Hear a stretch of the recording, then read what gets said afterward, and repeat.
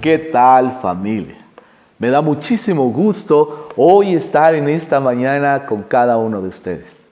Después de una serie anterior que estudiamos el libro de Santiago, hoy comenzamos una nueva serie basada en el libro de Efesios. Quiero que me acompañe a Efesios capítulo 1, versículo 1 en adelante. Yo, Pablo, elegido por la voluntad de Dios para ser apóstol de Cristo Jesús, escribo esta carta al pueblo santo de Dios en Éfeso, fieles seguidores de Cristo Jesús. Que Dios nuestro Padre y el Señor Jesucristo les den gracia y paz. Los primeros dos versículos. Pablo escribe esta carta. Esta introducción a esta carta podemos hablar de una vida transformada. Pablo escribe esta carta, aunque se cree que específicamente no era una carta escrita para la iglesia de Éfeso, porque los 6 capítulos que componen esta carta del libro de Efesios hablan de principios importantes para los cristianos que estaban naciendo en aquella época.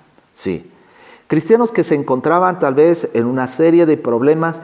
Sin embargo, aquí Pablo no nos está hablando de enseñanzas que pudieran atacar la falta de doctrina, los problemas doctrinales con personas o algo así, sino que Pablo nos está hablando de una situación que el cristiano tiene que aprender a hacer y hacer como parte de la iglesia. Sí, Pablo nos habla aquí de una nueva figura, la iglesia como cuerpo de Cristo.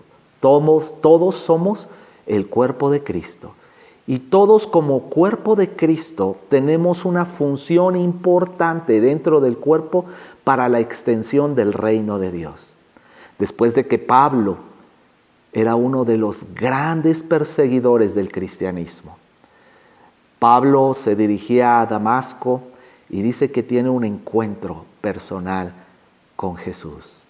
Este encuentro transforma su vida. ¿Cuántos de nosotros hemos sido transformados? Transforma la vida de Pablo de tal manera que escribe esta carta estando en prisión. Pablo había realizado 3 viajes misioneros a Asia Menor.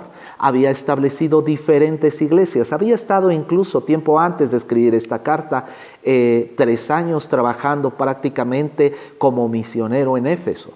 Éfeso era una ciudad complicada, ¿sí? Porque ahí estaba la cultura de una de las grandes diosas del pueblo griego, que era Artemisa, y que lo que era o significaba para el pueblo romano la diosa Diana de los Efesios. Y Pablo escribe esta carta para poder enseñar a los cristianos a trabajar en unidad, para poder enseñar a los cristianos a ser sabios, a andar en luz, a andar en amor, y también algunos principios de autoridad y de sujeción como cuerpo de Cristo. Pablo es arrestado.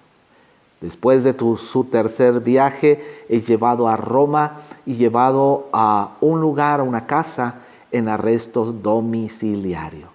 Sí, porque Pablo podía recibir visitas, personas y poder hacer ciertas actividades. Sin embargo, ahí en este lugar, Pablo, después de 30 años de ser uno de los grandes perseguidores del cristianismo, incluso alguien que había autorizado la muerte de Esteban, que despertó el crecimiento de la iglesia naciente, de repente en su encuentro con Jesucristo se convierte en uno de los grandes hombres más celosos del Evangelio y también de los grandes exponentes de las grandes nuevas de salvación para toda la humanidad.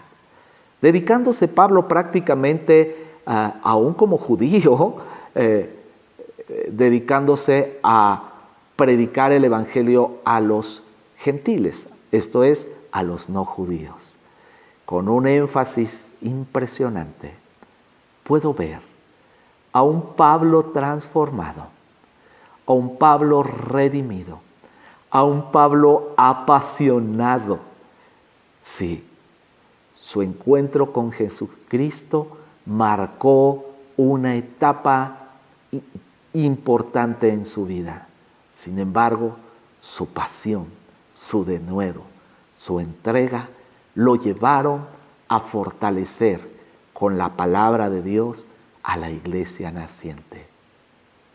Puedo ver a Pablo encerrado en un lugar, llamémosle celda, ¿verdad?, sin contacto con muchas personas, escribiendo una carta de aliento.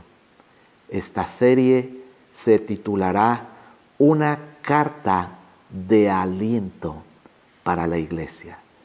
Una carta en la que aprenderemos a andar en amor, a andar en luz, a andar en sabiduría, a andar en unidad. Aprenderemos a someternos a las autoridades, aprenderemos a ser familia dentro de la iglesia, pero también dentro de la familia consanguínea. Me encanta la vida de Pablo. Pablo escribiendo 11 cartas en el Nuevo Testamento, todas con un enfoque diferente, pero con una enseñanza central: la pasión de una nueva vida, una vida transformada. Usted y yo hemos conocido a Jesús y cómo ha marcado esta nueva vida en nuestra relación, no tan solo con Dios, sino también con nuestra familia, con la iglesia, con todos los que están a nuestro alrededor, amigos, vecinos, personas con las que diariamente convivimos. Damos gracias a Dios por esta nueva serie. Una vida transformada implica también una vida de pasión. Esta serie será de gran bendición para todos nosotros. Que Dios les bendiga. Que tenga una excelente mañana.